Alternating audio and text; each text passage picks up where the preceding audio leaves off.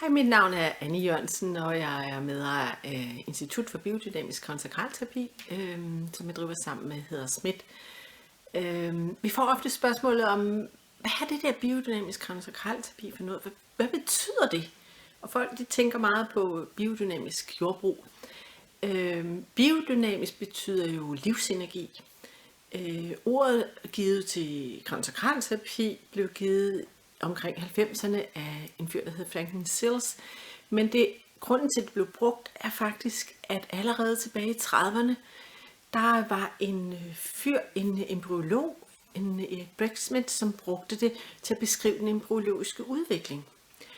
Så hele den dynamik, den biodynamik, hvormed fosteret udvikler sig fra undfangelse og frem til vi bliver født, den beskrev han som biodynamisk. Og når så det kommer til at hedde biodynamisk konsakralterapi, så er det fordi, at vores konsakralterapi bygger på den viden ind i embryologien. Den bygger på den forståelse og den biodynamiske proces, der foregår under vores embryologiske udvikling. Så det er grunden til, at det hedder biodynamisk konsakralterapi. Biodynamisk konsakralterapi. Hvor kommer det arbejde fra? Man kan sige, at al konsakralterapi stammer i virkeligheden til vores KST-fader, kunne vi kalde ham, Dr. William Sutherland. Sutherland blev uddannet osteopat i år 1900, og gennem hans studie blev han mere og mere fascineret i at forske omkring kraniet. Fascineret af, at de her kranieknogler rent faktisk kunne bevæge sig, og måden de bevægede sig på havde en betydning for vores velbefindende. Igennem hans tid som osteopat går det op for ham mere og mere, at det ikke er de teknikker, han laver for at bringe kranieknoglerne i balance tilbage, hvor de skal være. Det er ikke de teknikker, der gør forskellen. Han opdager, at der ligger en større visdom bag det, som vi i dag faktisk kalder de selvhelbredende kræfter. Vi kunne også bruge et mere fagligt udtryk og så sige, at det er the embryonic forces.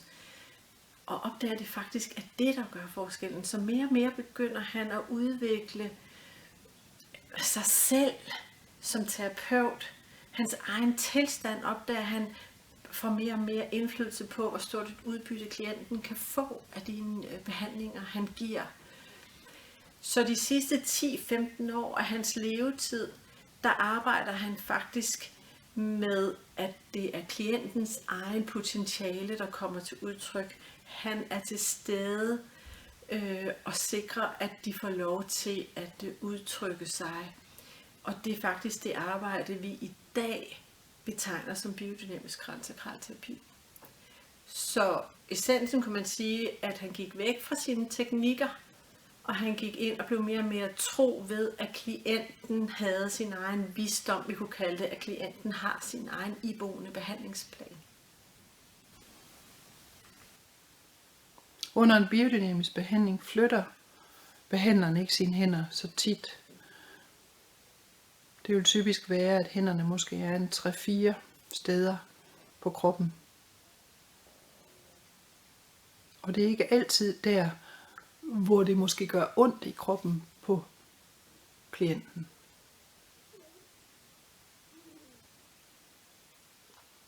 De her håndstillinger inde i behandlingen kan man kalde for vinduer eller porte ind til systemet. Porte, som åbner ind til helheden, til hele systemet, til hele kroppen, til hele det menneske, der ligger der. Og via den her indgang kan hele systemet også arbejde.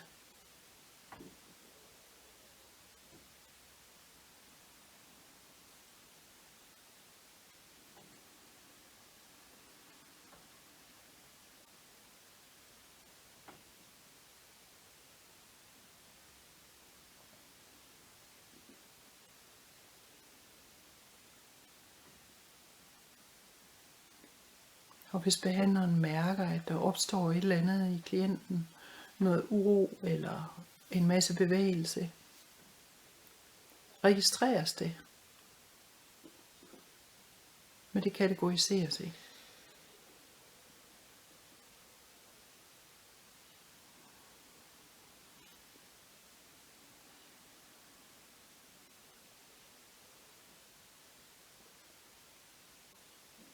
For klienten kan det føles som sådan en let søvntilstand. Nogle gange kan man falde i søvn. Andre gange kan man ligge ligesom når man lige før man falder i søvn, mellem søvn og vågen tilstand, hvor man ved, hvor kroppen er fuldstændig afslappet. Man ved godt, hvad der foregår omkring en. Men der er en dyb afslappelse. Og det er lige netop i den her tilstand, hvor kroppen er afslappet, hvor vores hjerne er i en lidt mere rolig frekvens, hvor vi ikke sådan er i vores hverdagsbevidsthed, at de her cellehelbredende kræfter, som vi har i vores system, bliver aktiveret.